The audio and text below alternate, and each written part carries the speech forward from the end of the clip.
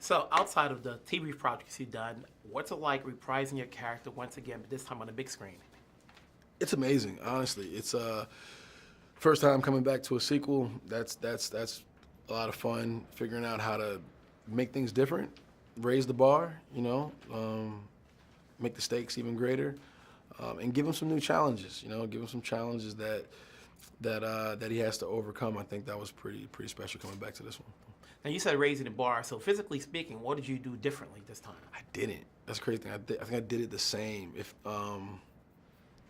time, diet, exercise, and just being consistent with that. Only thing is, like, I'm older. I think a lot. That's really what the only thing I can really say is that I'm just older and my body's more mature. So like the muscle memory is there. I think the next time I get in shape, it's gonna hopefully be better than that. Now the first film was more about Adonis discovering who he is.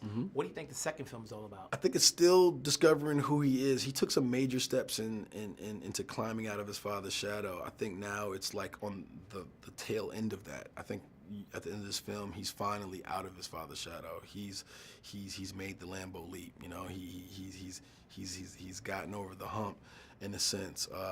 He still has some unfinished business. He still has some healing to do with the loss of his dad and the way in which he died. And bringing back the Dragos, I think, challenges him in that those last few steps in order for him to really fully get over that. There's a lot of elements in this movie that speaks to a lot of people. One of the things I saw out of this was the essence of Black love. We saw it in the first film, but it continues again in this one. Can you talk about working along with Tessa and then expressing that on screen because this year we're seeing a lot more express? Yeah, I mean, Tessa's great. She's an amazing actress. She's super smart. She keeps us honest and keeps us, aware of these strong, female characters full of agency in their own purpose and their own narrative. That's not just eye candy or there to support me or anything like that. Like, Tessa's great in that way. I feel like the love story between Bianca and Adonis is like, how do you take two professionals that wants their own version of success, and how do you compromise? How do you make a relationship work when between the two? And yeah, to show that connection, to show that relationship, I think was extremely important.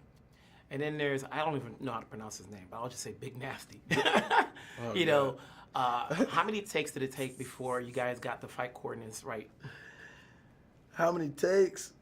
I mean, I feel like we pretty much got it before we started filming. I mean, we filmed a couple months. We trained for a couple months before we actually started filming. But I mean, bro, there would be some takes. We do it like 6, 7 times, and there'll be some we do it twice. Well, no, that's a lie. Steven will never let things just happen twice.